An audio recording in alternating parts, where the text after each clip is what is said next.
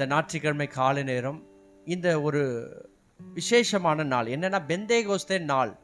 அப்படின்னா ஆதி திருச்சபை ஆரம்ப நாள்.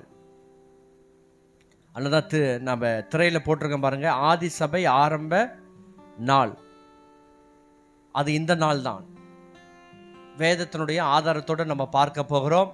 வந்திருக்கிற உங்கள் யாவரையும் இயேசு கிறிஸ்துவின் நாமத்தினாலே வாழ்த்தி வரவேற்கின்றேன்.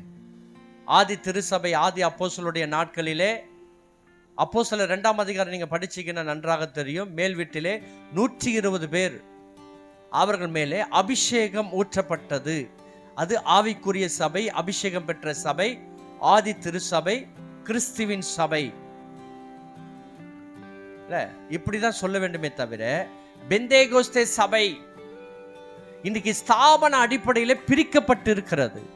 சிஎஸ்ஐ சபை, ஏஜி சபை, ஏசிஏ சபை, அதனால பெந்தேகோஸ்தே சபை, லுத்தரன் சபை, புராட்டஸ்டன்ட் சபை.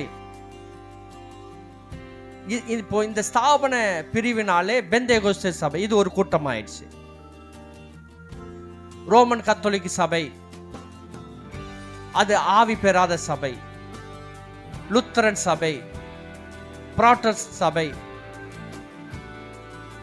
பெண்டிகாஸ்டல் சர்ச் சபை ஸ்தாபனங்களாக பிரிக்கப்பட்டு கடைசியில் ஆண்டவர் வந்த நோக்கத்தையே மறந்துட்டாங்க, தெய்வ சித்தத்தையே மறந்துட்டாங்க. இப்படிப்பட்ட பிரிவினைகள் இன்னைக்கு பலதாரப்பட்ட ஸ்தாபனங்கள் வந்துவிட்டது, பலதாரப்பட்ட ஸ்தாபனங்கள். ஆனா முக்கியமாக என்ன சபைக்காக ஆண்டவர், கிறிஸ்துவின் சரீரமாக சபை, எதற்காக? தன் சொந்த இரத்தத்திலே சம்பாதிக்கப்பட்ட சபை. இயேசு மரித்து அந்த மரணத்திலே அவருடைய சரீரத்தை சபையாக மாற்றினார். சொந்த இரத்தத்தை சிந்தி சம்பாதித்த சபை, முதல் சபை ஆதி திருச்சபை 120 பேர். ஆமென். ஒரு முழுமையான திருச்சபையா நீங்க இன்னும் மாறணும்.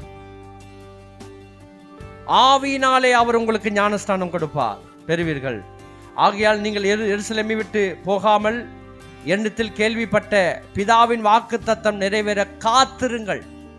2ஆம் அதிகாரம் அப்போஸ்தலர் 2ஆம் அதிகாரம் 1ஆம் வசனம். பெந்தேகோஸ்தே என்னும் நாள். அப்போ பெந்தேகோஸ்தே சபையா நாளா? நீங்க சொல்லுங்க, பெந்தேகோஸ்தே சபையா நாளா? நீங்க திரையில பார்த்துட்டு இருப்பீங்க, பெந்தேகோஸ்தே நாள். இது பெந்தேகோஸ்தே நாள். ஆனால் பெந்தேகோஸ்தே நாளிலே அபிஷேகம் பெற்ற சபை, ஆதி திருச்சபை